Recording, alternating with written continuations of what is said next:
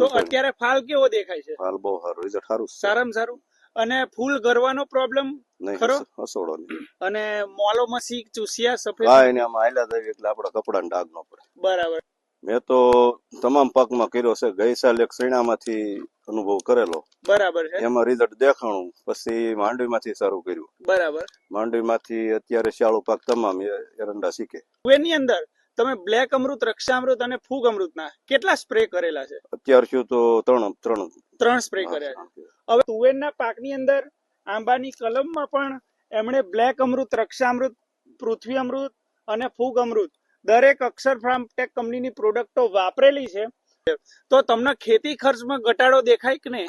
ઘણો. આ પૃથ્વી અમૃત વાપર્યું, હવે આ 10-12 વર્ષથી આપણે કોઈ દી એના અળસિયાનો પ્રભાવ જોવા મળ્યો નતો. બરાબર છે. ઓણ એના અળસિયા દેખાણા. બરાબર છે. એટલે થોડુંક રિઝલ્ટ આપણને સારું. બરાબર.